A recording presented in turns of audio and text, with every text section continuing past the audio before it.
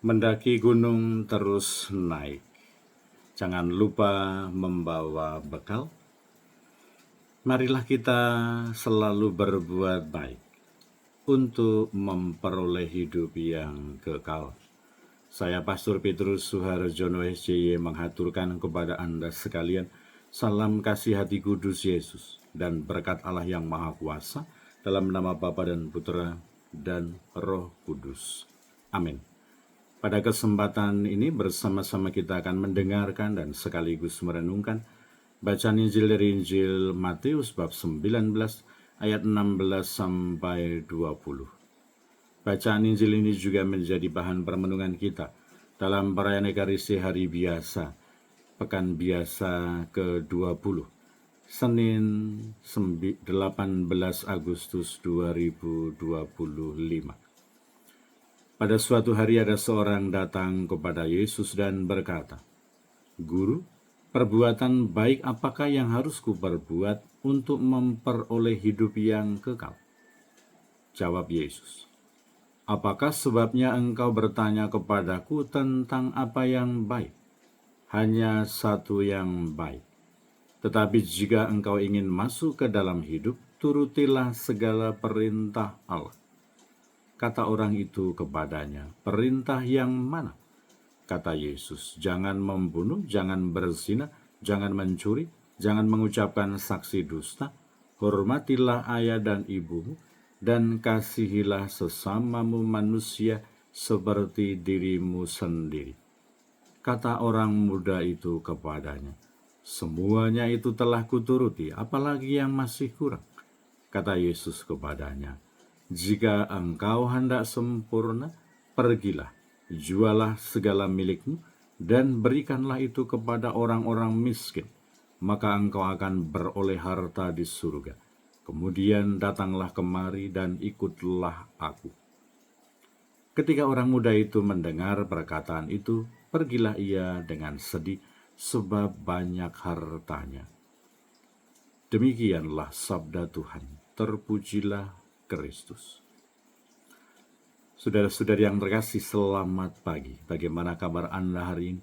Semoga selalu sehat, berbahagia, bergembira, bersukacita luar biasa, dan senantiasa merasakan kasih dan penyertaan Tuhan di hari yang baru ini.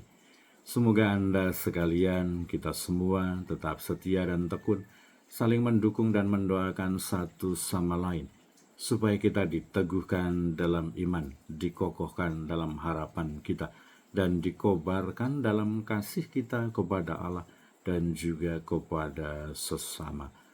Kita berdoa untuk mereka yang tua, lansia, yang sedang sakit. Kita berdoa untuk mereka yang masih kecil, yang masih dalam masa pertumbuhan.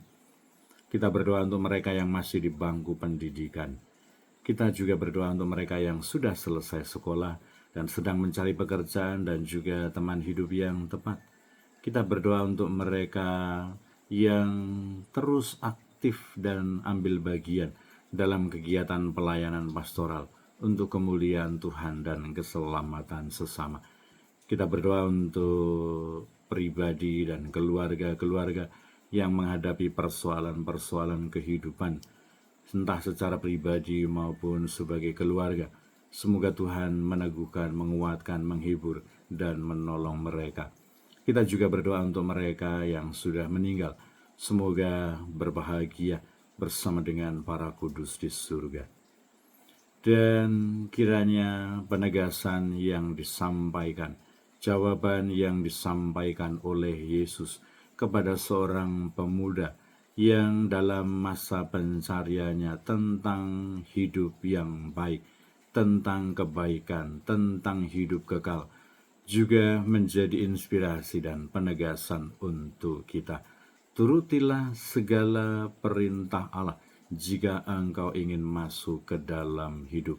Dan sebelum itu Yesus juga menegaskan, hanya satu yang baik, yaitu Allah saja yang baik. Tetapi jika ingin memperoleh hidup yang kekal, turutilah segala perintah Allah. Tentu saja di dalam kehidupan kita sebagai orang beriman Katolik, kita mengenal 10 perintah Allah, kita mengenal 5 perintah gereja, dan juga kita mendengar sabda Allah, kita mendengarkan magisterium gereja, kita memiliki tradisi iman yang baik di dalam kehidupan kita sebagai gereja Katolik. Maka semoga itu kita turuti, karena Yesus sendiri mengatakan, turutilah segala perintah Allah. Kita yakin dan percaya akan magisterium gereja, bahwa itu juga merupakan sumber iman kita sebagai orang-orang Katolik. Dan semoga kita cukup berani, kita cukup konsisten, kita cukup taat, cukup patuh untuk menuruti segala perintah Allah, untuk memperoleh hidup yang kekal, untuk masuk ke dalam hidup. Tetapi ternyata tidak cukup sampai di situ. Perjuangan, pergumulan kita, upaya kita untuk hidup dalam kebaikan, untuk mencari kebaikan, untuk mencari yang baik, untuk mencari Allah sendiri. Jika engkau hendak sempurna, jualah segala milikmu dan berikanlah itu kepada sesama. Berikanlah kepada orang-orang yang membutuhkan. Berikanlah kepada orang-orang miskin. Semoga kita menuruti perintah Allah, tetapi juga mengejar idealisme hidup rohani. Kualitas hidup rohani yang tidak hanya standar, yang tidak hanya biasa-biasa saja. Tetapi semoga seperti sabda Yesus, jika engkau hendak sempurna, pergilah, jualah segala milikmu, dan berikanlah itu kepada orang-orang miskin, dan engkau akan memperoleh harta di surga. Kemudian datanglah kemari dan ikutlah aku. Ada beberapa proses, ada beberapa tahap yang perlu dilakukan untuk menjadi sempurna, untuk bertumbuh berkembang dalam kehidupan rohani yang ideal, untuk masuk dalam kehidupan spiritual yang ideal, yaitu melepaskan diri dari keterikatan barang-barang duniawi dan segala hal yang bersifat duniawi, dan kemudian itu menggunakannya untuk berbuat kebaikan, diberikan kepada orang yang membutuhkan. Hidup kita yang bersifat dunia perlu kita gunakan, kita arahkan untuk membantu, menyelamatkan, dan menolong orang lain. Dan kita akan memperoleh harta di surga. Dan datanglah mengikuti Yesus. Dan itulah kiranya yang menjadi simpul rohani bagi kehidupan kita, bagi peziaran kehidupan rohani kita, bagi dinamika kehidupan spiritual kita. Dan ternyata bahwa itu tidak mudah, itu tidak gampang. Pemuda itu ketika mendengar hal itu, dia segera pergi dengan sedih, karena masih ada kelekatan, ada keterikatan. Dia belum bisa lepas bebas dari hal-hal duniawi. Maka dia pergi dengan sedih dan tampaknya tidak tertarik untuk mengikuti nasihat Yesus itu, melepaskan diri dari segala keterikatan dunia, menggunakan semua itu untuk membantu orang yang membutuhkan, dan kemudian mengikuti Yesus. Kita adalah orang-orang yang beriman dan percaya kepada Yesus Kristus. Kita telah dimeteraikan dengan meterai baptis, kita tergabung dalam kesatuan sebagai gereja Katolik, dan semoga kita berani berjuang, berusaha untuk melepaskan diri dari keterikatan-keterikatan duniawi.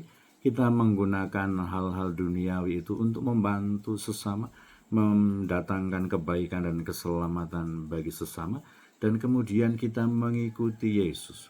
Apa yang dilakukan oleh Yesus? Dia tidak hanya lepas dan tidak terikat akan hal-hal duniawi, tetapi dia patuh dan taat, memberikan hidupnya untuk karya keselamatan Allah.